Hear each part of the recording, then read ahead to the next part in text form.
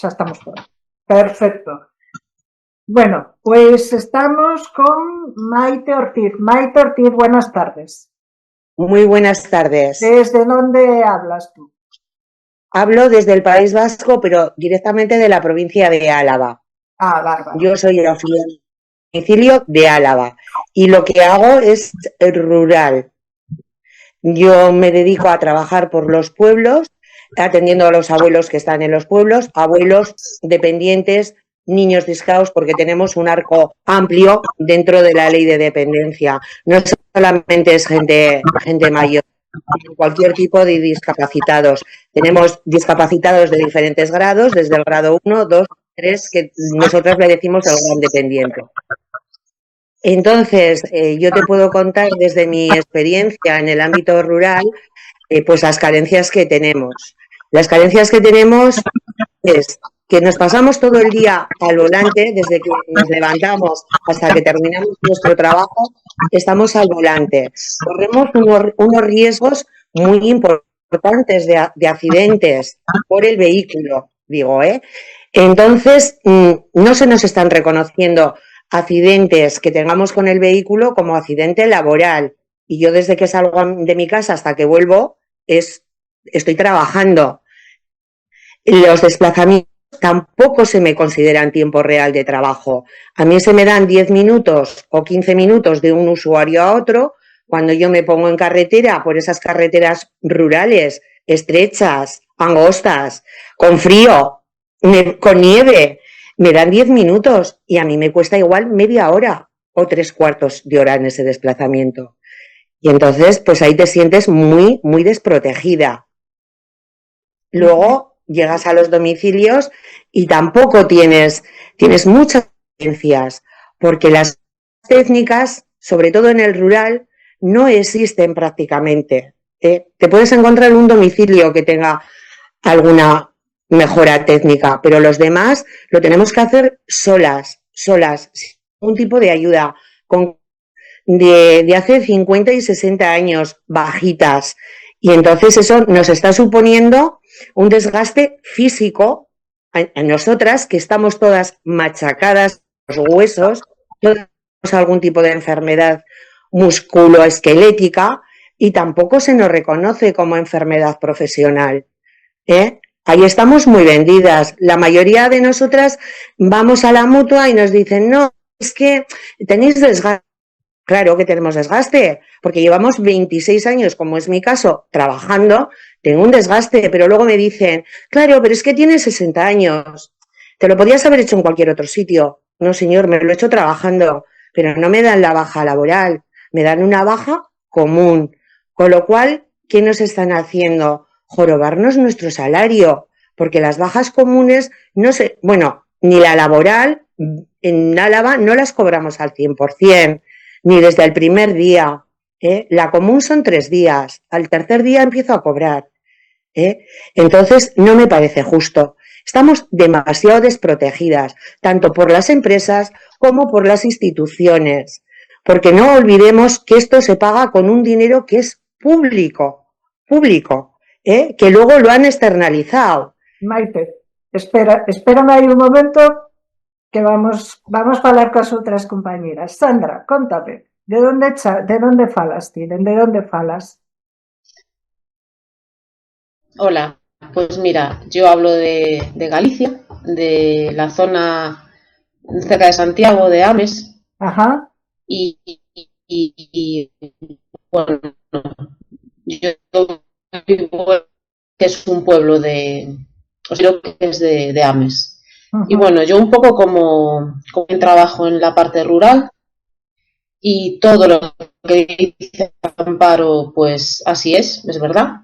Y sobre todo también que bueno, que tampoco nos valoran ni el trabajo que hacemos, ni cómo lo desarrollamos, ni la atención que tenemos con los usuarios día a día, porque parece que no le importa a nadie, ni que ellos estén bien, ni que nosotras, o sea, las condiciones en las que estamos trabajando.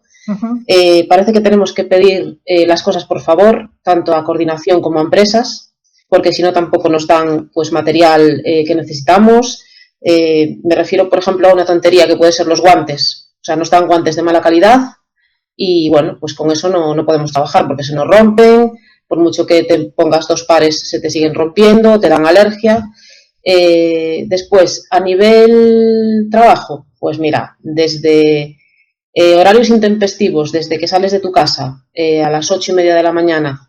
Yo en mi caso lo tengo solucionado, pero también porque denuncié en varias ocasiones y gané pues lo que es el juicio. Yo antes estaba trabajando a jornada partida, pero como hacen habitualmente con otras compañeras. Entonces, bueno, estás a disposición de la empresa, a disposición de la empresa, a disposición de las bajas que haya, a disposición de las urgencias, y entonces, claro, y te cuentan la milonga de que no hay suficientes auxiliares y que cuando haya trabajo que tienes que ir. Cuando la empresa tiene la obligación, o tendría la obligación, porque viene reflejado en los pliegos y bueno, así tendría que ser, de tener gente para sustituir pues urgencias, incidencias, emergencias, todo, y no tirar de las personas que ya estamos trabajando, que bastante tenemos con nuestro trabajo diario, que no baja de 5, 6, 7 horas, 8, ¿no? ¿Qué más te puedo contar? Es que son tantas cosas, los tiempos de desplazamiento que comentaba Maite, pues que son siempre escasos, porque trabajamos en lo rural, sobre todo, que se hace, tú trabajas en una ciudad o en un pueblo y tienes todo más céntrico, pero si te vas a lo rural tienes que irte por pistas, por sitios estrechos, angostos, que puede ser que el Google Maps ponga 10 minutos, pero a lo mejor son 20. También depende un poco de las condiciones climatológicas y bueno, de cómo tengas todo el día. Muy bien. Y después del tiempo que te dan para los usuarios, muchas veces es escaso, porque Dime, me estoy enrollando mucho. No, simplemente que quiero dar así una ronda para presentar ¿Sigo o no? y para que me digades así, pues es una pequeña introducción. Bien. Entonces vamos a seguir o turno. Vamos a hablar con Encarna. Encarna, de onde falas ti? Hola, boas tardes. Pois eu son galega, son da Pobra do Caramiñal, pero traballo no Concello de Boiro. O Concello de Boiro tamén está traballando con a subcontrata que terminou as licitacións, non se presentou a licitación ou presentouse unha empresa que non quixo licitar polas malas condicións a pouca oferta económica que lle dá o Concello e, polo tanto, aí de momento sin licitación. Temos os mesmos problemas que no resto. Eu traballo nunha cidade pequena, non sei cantos habitantes terá, 18.000, igual Boiro, e traballamos tanto en cidade como en rural. En cidade temos o mesmo problema porque che dan 10 minutos de Google Maps e ti chegas ao centro da cidade e non tes aparcadeiros, se lle pediron polo visto ao alcalde, pero non dan feito, non lles interesa polo visto, non lle interesa a problemática do SAT nin que lle cheguemos tarde aos usuarios, porque despois queren que lle devolvamos o tempo das nosas costas e non se pode facer, porque ti hoxe devolves 5 minutos, mañán 10 e ao final acabas traballando unha chea de horas gratis que nadie chas vai a compensar económicamente e que non é culpa nosa tampouco, que non hai onde aparcar. O mesmo que a compañeira, eu aquí, por exemplo, podo facer entre 800 ou 1000 kilómetros ao mes.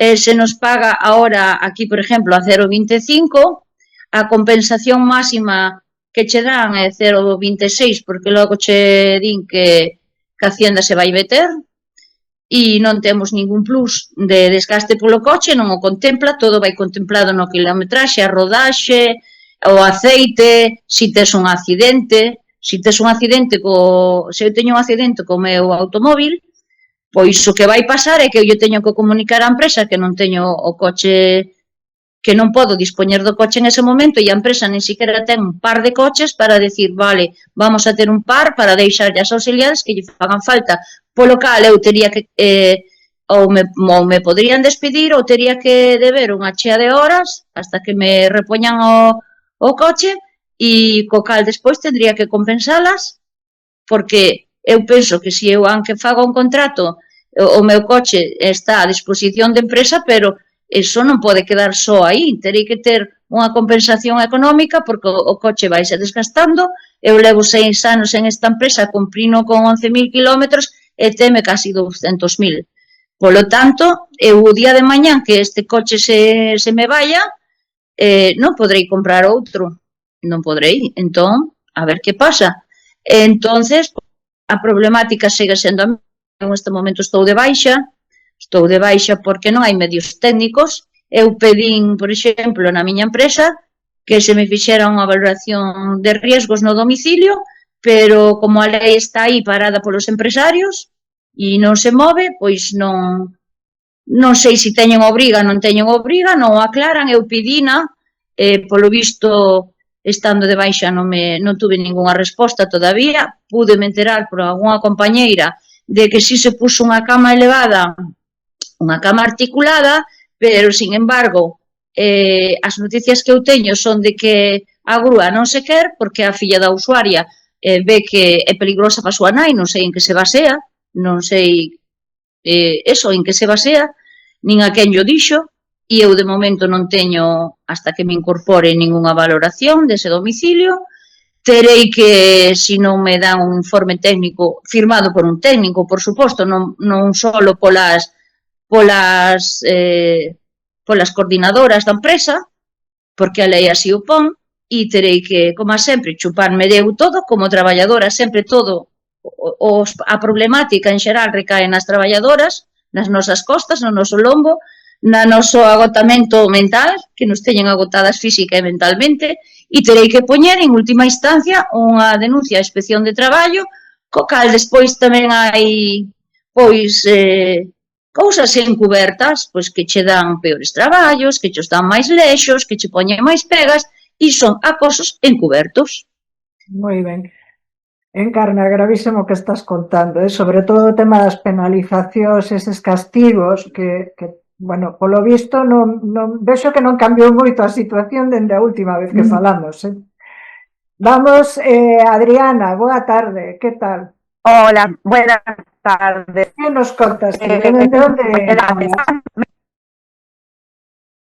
soy compañera de Sandra del Consejo de AMES. Adriana. Ahora que me escuchas. Malamente. ¿Me oyes? A ver, achega un poquinho máis o micro, a ver se podes. A ver, vale. A ver, ahora sí. Sí. Así, vale. Bueno, soy compañera de Sandra, también del Consejo de AMES, y bueno, todo lo que contaron las compañeras, hablando del tema de las bajas, para nosotras es criminal. Porque... Córtase por momentos, Adriana. Pues lo siento. No sé, voy a... Vale, mientras tanto vamos falar aquí, espera, mientras tanto vamos falar aquí con María José, ¿no? Reactivado o micro. Ahora, aí estamos. Venga. Hola, boas tardes, Pilar. Un gusto estar en reunión contigo, por o que vas vendo, pois non cambiou moito a cousa. Desde os 2018, 2019 que tuvemos as primeiras entrevistas contigo. Entonces, sí, en algo cambiou. Bueno, eu son María José, son do Sal de Piñor de aquí, de Piñor de Cea. Non nos gusta decir Piñor de Cea, pero bueno, para que se sepa, porque timos Piñor de Ourense. Entonces, sigo traballando despois de 19 anos no mesmo lugar. Quero xubilarme no mesmo lugar. Chegamos aquí a coller a plaza, a consolidación de plazas, eso sí que fomos millorando un pouquiño.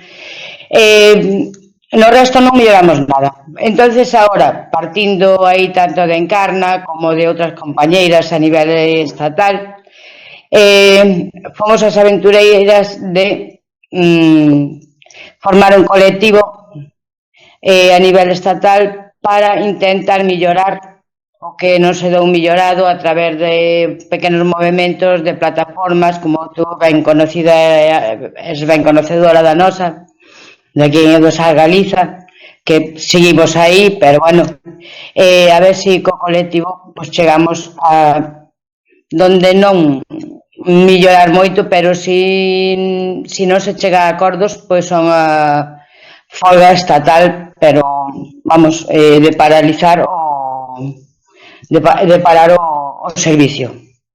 É un camiño grande un propósito moi grande que, bueno, é a largo plazo. Sabemos que é difícil, pero non imposible. Se algo se mellorou, vamos vendo que a xente vai empezando a perder o medo. Quizá con este movimento que a algúns lles pode parecer un pouco louco ou un pouco fora de lugar, de 4 loucas que unha é do norte, do sur e do oeste, pero bueno, por algún lado non hai peor guerra que a que non se loita. Entonces vamos a tirar un pouco por aí con moitas ganas, partindo de que xa se presentou unha PNL que non é vinculante, non é vinculante a nada, porque, bueno, esa hora leva un proceso. Claro, hai outra PNL que se presentou no 2016 con idea de remunicipalización e máis con a valoración de riesgo nos domicilios. Claro. Diso vamos falar agora, vamos a ver se recuperamos. Déxame, porque vamos tendo problemas, Adriana, canto sinto. Seguimos. Sinto moitísimo, pero está cortándose constantemente a comunicación. Jolín, pois xa o sinto, de verdade. Que hablen mis compañeras, que hablen. Nada. Xa o sinto, estes problemas técnicos que ademais dan unha coraxe tremenda.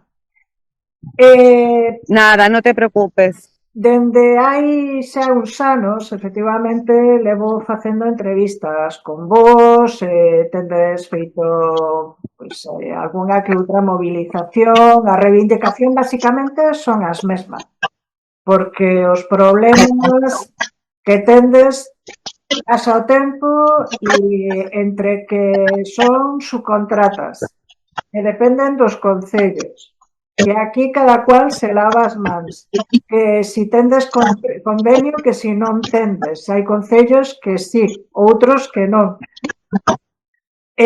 Chamoume a atención que o 26 de maio efectivamente se aprobou a PNL, a proposta de Esquerra Republicana, si mal non recordo, non?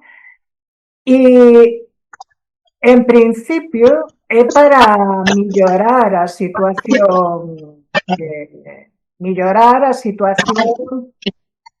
das condicións de traballo, a protección que tendes a hora de traballar. Recordamos que hai un ano aquí o caso famoso do Porriño dunha compañeira vosa que foi asasinada, cando xa había múltiples denuncias, ninguén fixo caso, como sempre, e despois todo o mundo chorou, como sempre, non? Entón, en que cambia esta PNL? A aprobación, como diste, María José, non é vinculante, pero en que cambia esta PNL? Hai consenso político para aprobar este tipo de leis, de normas que melloren a calidade do voso traballo, que melloren as vosas condicións? Que pensades? Quen fala? Pues mira, yo pienso que no es vinculante para nada. A ver, vamos a bajar al Senado. Pero a mí lo que me gusta de esta PNL, aparte de lo que pedimos en ella para que se nos mejore, es que hemos abierto una brecha y que lo está escuchando la sociedad. Porque hace años se presentaban PNLs, yo, por ejemplo, en el País Vasco ni nos enterábamos, lo hacían como en pequeño comité. Y sin embargo, esta ha llevado el respaldo de 2.000 personas que estamos dentro de esta locura, por llamarlo así, de estos grupos de WhatsApp que han nacido y que han nacido desde las propias auxiliares. Y no vamos en nombre de ninguna plataforma, ni de ningún sindicato. Eso es lo que me gusta. Y eso es lo que nos hemos trabajado, porque para que se nos apruebe esa PNL, nosotros las que estamos aquí y otras compañeras que hoy no están en esta reunión, nos hemos reunido con todos los grupos políticos que nos han querido recibir. Y te diré que de la mayoría que les hemos mandado la invitación para reunirse con nosotros, hemos tenido las reuniones. Unas nos han costado más conseguirlas, otras nos han costado menos, pero gracias a esas reuniones, esa PNL ha sido aprobada y ha sido una brecha que hemos abierto, que todas las auxiliares de España que hayan querido trabajar, que estén dentro de la plataforma, por llamarlo de alguna forma, o que no estén, saben que existe este movimiento, saben que hemos abierto una brecha y que estamos dispuestas a dialogar. Ahora sabemos que tiene que bajar al Senado, que en el Senado nos la pueden tumbar porque hay una mayoría que igual no le gusta mucho, pero yo he propuesto que hay que luchar y hacer fuerza también en el Senado. Intentar buscar a un senador del grupo político que tiene la mayoría, a ver si lo logramos convencer, que podamos unir todas las fuerzas políticas, porque esto no va de política, esto va de personas, de seres humanos, de poder trabajar bien para que los usuarios estén bien, ¿eh? Que no hagan una ley de dependencia como la han hecho en un despacho, sino ir a las auxiliares, a las que trabajamos, a las que vemos las carencias. Esto es por lo que me gusta a mí esta PNL. No porque sea vinculante para nada, para nada. Pero me parece importante eso. No, por suposto que sí, toda a presión que se faga para mellorar as condicións laborales, porque ademais, ao fin e ao cabo, é un tema social que todos necesitamos, é dicir, que é evidente. E aquí en Galicia, que situación tendes con respecto a este tipo de apoio, de cambio de normas, vedes que hai intención, como percibides isto? Quen fala? María Xosé? É igual, fala tú, Elisa. Pois eu vexo a modo de que as compañeiras están moi requeimadas e estamos tirando por elas pouquiño a pouco. Nós temos a esperanza de que se unan todas porque é o ben para todas, pero están moi receladas polas últimas políticas todas que se fixeron, pola última folga que se fixo ca CIGA que non se conseguiu moito, máis que parar un convenio que estaba firmado do 2011, que está moi precarizado, moi antigo, e que a patronal non lle sale dos seus adentros, porque vou a ser un pouco correcta, de querer pois mellorala, mentras eles se sigan facendo ricos, os usuarios e as traballadoras, que somos as que cargamos con todo, lles imporen pouco, a verdade, nada.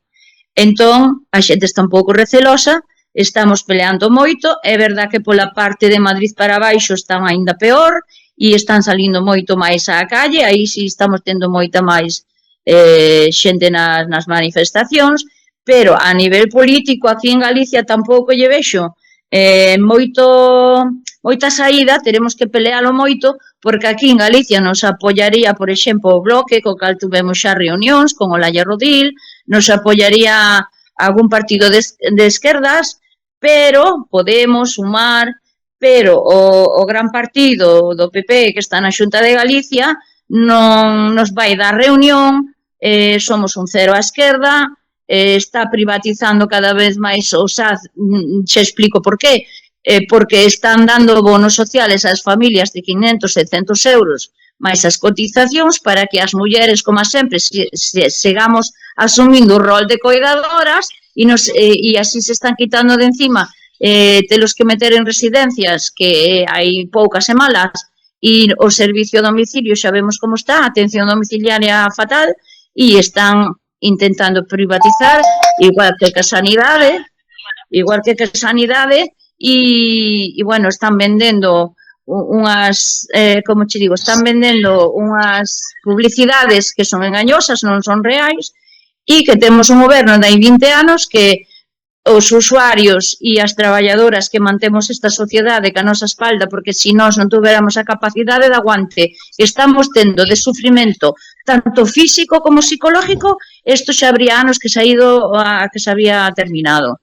Entón, din que non teñen auxiliares, pero tampouco non collen as listas do paro e fan cursos como fan de outras cousas para preparar a xente, meten auxiliares entre comillas porque non teñen titulación, as empresas teñen a obriga de formarlas, nas nosas nóminas veñen os descontos para a formación, pero é uns 6 anos que levo na empresa, creo que hai menos dun ano, se non me equivoco, botalle dun ano para cá, que me acaban de facer o primeiro curso de riesgos laborales. En todo este tempo só tuve unha vez, porque o pedín, como se dice, unha valoración médica, non me sale agora a palabra, cando ti vas a calquera traballo e che piden que pases polo médico. Sí, de que estás en condicións de traballar. Exacto. Encarna, que vamos rematar, que é rapidísimo isto, que é moi corto. O Zoom é o que ten. Sandra, en grandes titulares, que cambiarías ti co sistema que temos agora mesmo? Que pensas que se debería cambiar? Mira, te voy a comentar algo que me está diciendo Adriana, porque tiene ganas de hablar, pero bueno, lo que cambiaríamos yo creo que todas es en un primer momento que el convenio se actualice, que los convenios se actualicen, eso de entrada, porque tampoco o sea, no se están llevando a cabo las cosas que ponen los convenios. Es que son tantas cosas, Pilar, que es que no sé decirte una. Que miren por nosotras, que no haya represalias cada vez que dices algo y que no le gusta a la empresa, porque lo que quieren es tener esclavitas, que estén calladas, que hagan lo que ellos quieran y que no digas ni mu. Entonces, eso es lo que no se puede tener. Después, espérate, que tengo no aquí están lo de Adriana, ni lo poco que hay. No, es que el convenio no se está cumpliendo, vamos, ni por ningún lado. Y después también la mala atención que hay con los usuarios, quiero decir, no la mala atención nuestra, sino que lo que hacen es que hay cambios constantes de auxiliares en los domicilios, la gente está cansada de eso, gente que no tiene titulación y que va a los domicilios y no sabe ni siquiera pues hacer un aseo o no sabe hacer, o sea, que no es culpa de ellos, pero bueno, lo que decía Enisa, ¿no? Que tiene que haber formación y formación dentro de la empresa, porque además es algo que estamos pagando nosotras, que haya formación dentro de la empresa y no la está habiendo. Y como eso, pues es que hay muchísimas cosas, los contratos que están fuera de ley, que te pueden hacer un contrato de 20 horas y saben que no es legal y lo tienen a 20 horas, cuando el mínimo son 25, pues que no te pagan las horas extras, por ejemplo, lo de la bolsa de horas, que es una locura, que queremos que se deshagan de las bolsas de horas. Sandra, realmente o que hai que facer é cambiar o sistema e a forma de pensar. Esa é a cuestión, non? Deixar de privatizar este tipo y que nos vean como profesionales. Y te decía que nos vean también como profesionales sociosanitarias, que para eso tenemos una formación. O sea, que no somos personas que vamos a una casa a limpiar, que es como nos ven muchas veces y como nos pintan muchas veces desde coordinación, desde el concello. Porque yo tengo ahora una usuaria, bueno, tengo varias, pero que nos dicen eso, que no, es que vosotros venís aquí para echarme una mano. Vale, sí, para echarte una mano sí, pero nosotros somos una ayuda puntual en algo necesario, pero yo no vengo a limpiar tu casa, ni vengo a darte una vuelta general a toda tu cocina, como muchas nos piden. Y eso, como no entre desde el concello y desde la coordinación, vamos, es súper complicado trabajar después en un domicilio, porque te ven como eso, como una empleada de hogar, y de ahí no bajas. Excepto en los casos que vas porque hay usuarios de grado 3, de grado 2 que son dependientes y que ya la familia también está más concienciada y sabe que vas a asearlos, a darle la medicación, a suministrarle el alimento, pero el resto, o sea, hay mucho desconocimiento en este sector. Se piensan que somos las chicas del concello, como me tienen dicho a mí, sois las limpiadoras del concello. No, no somos las limpiadoras del concello, somos las sociosanitarias con una formación, y que venimos a hacer trabajos pues de cuidados a dependientes, a gente, a niños, como decía Maite, a personas incluso con trastornos mentales a las que no tenemos acceso a formación y nos tendrían que dar, porque tú entras en un domicilio el primer día y no sabes a lo que te puedes enfrentar ni lo que te puedes encontrar. Entonces nos dicen que son datos sensibles que no nos pueden dar. No, a ver, esto es como en un hospital. En un hospital todo el personal sabe qué es lo que tiene cada paciente. ¿Por qué nosotras no? vamos a nuestro puesto de trabajo, que es el domicilio, y tenemos que saber qué es lo que tiene cada usuario. Entonces lo vas averiguando poco a poco. Y como no empecemos por los cimientos y como no tiramos la munición... A ver, estoy mezclando muchas cosas, pero es que te quiero decir cosas rápidas para que digitalización del sector, porque con tanto cambio de empresa, con cada 2 años, cada 4, con las subrogaciones, lo único que hacen es meter a empresas que no tienen ni idea de esto y que lo que les importa es llevarse el dinerito fresco y cada vez más precario nuestro salario, nuestro trabajo y todo. Todo. Yo, si me dejas apuntar con lo que está diciendo Sandra, veo es que la inmensa mayoría de la sociedad no sabe lo que es el servicio de ayuda a domicilio, y menos cuando ya ponemos la palabra SAT. No se nos ha dado a conocer desde que se de dependencia lo que somos nosotras. Entonces, la inmensa mayoría de la sociedad, como no lo sabe, lo tenemos que explicar las propias trabajadoras, porque cuando van a solicitar es que hay una ayuda, vale, pues me va a venir la chica de la limpieza. Y eso no es así. Otro gran titular que te daría yo es que somos el sector más precario que hay hoy en día en España, y te voy a decir el porqué, porque somos un sector de mujeres. Si es un sector de hombres, no estaríamos como estamos, ¿eh? Porque nosotras llevamos el rol desde que nacemos que tenemos que aguantar todo lo que nos echen a nuestras espaldas. Por ser madres, por ser hijas, tenemos que cuidar. Y no es nuestra obligación cuidar, es nuestra profesión. Y como profesión tenemos que dignificarla, en sueldos y en dignidad profesional. Luego, otro titular que te doy, grandes diferencias entre comunidades autónomas. Eso no es lógico. Podemos tener diferencias salariales, pero diferencias a nivel emocional, fisiológico, psíquico, no, lo tenemos que tener todas igual. Las bajas todas igual, las leyes que sean para todas igual, y para eso hay que modificar la propia ley de dependencia.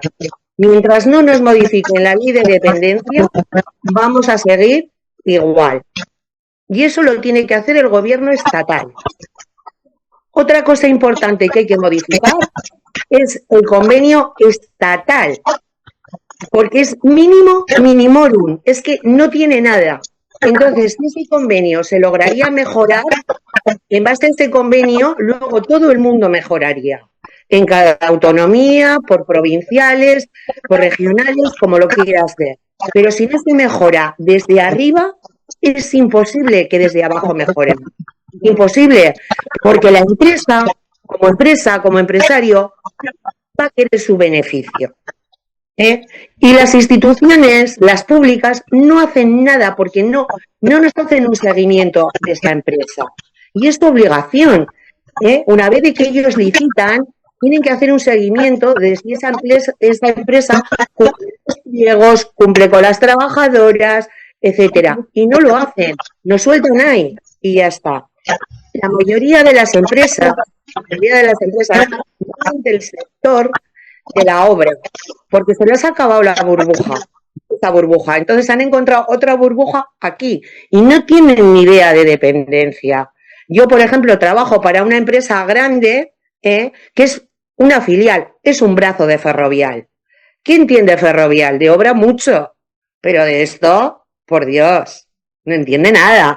Y cuanto más grande es la empresa, peor, más poder tiene.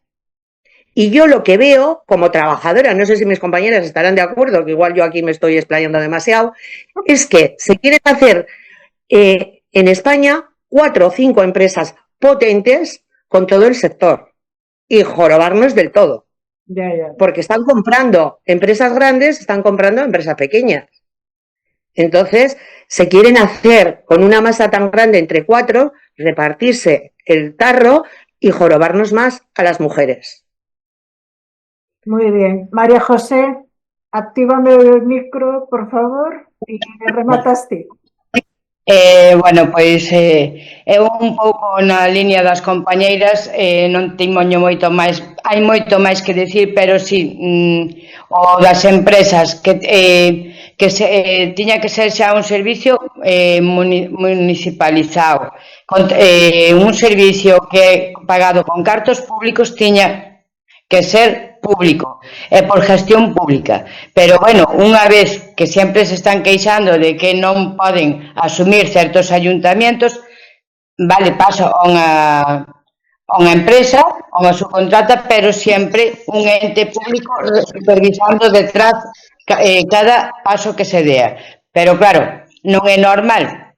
É normal que non dean os pasos adiante coas empresas, cando eles mismos, cando é un servicio público, non teñen control tampouco sobre os propios e sobre as propias traballadoras.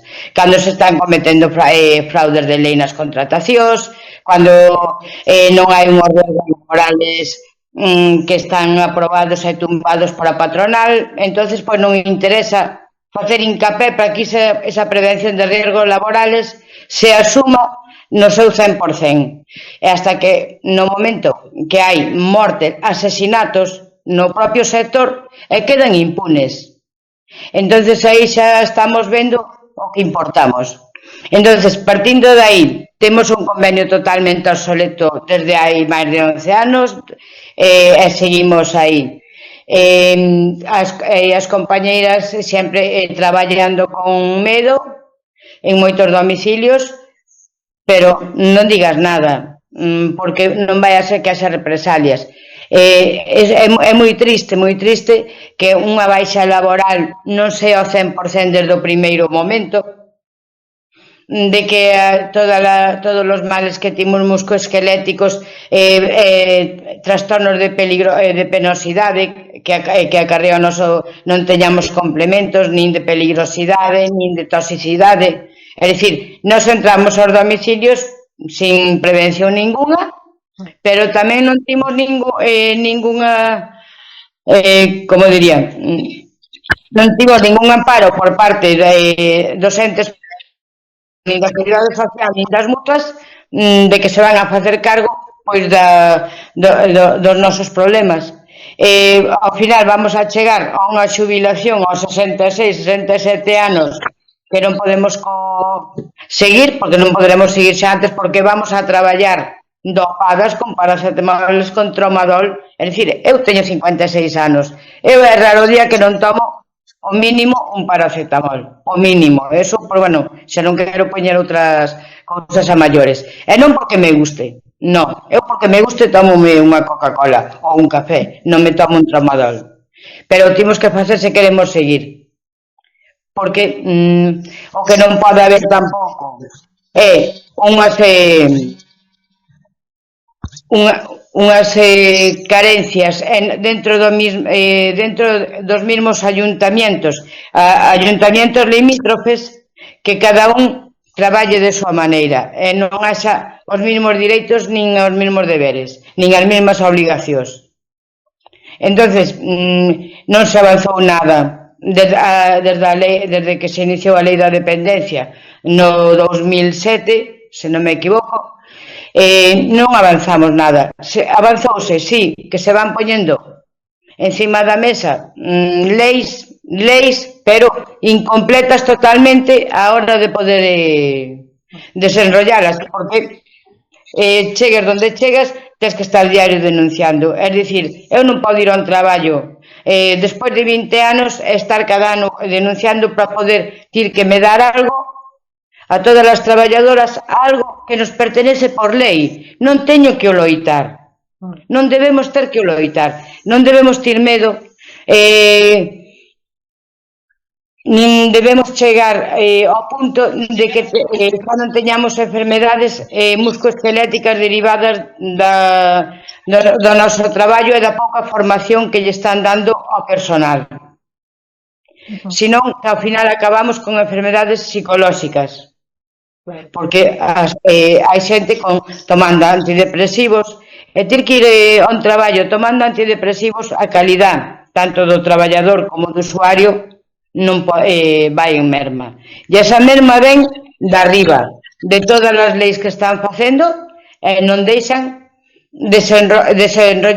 desarrollalas, nin hai quen se moleste en que se fagan cumplir.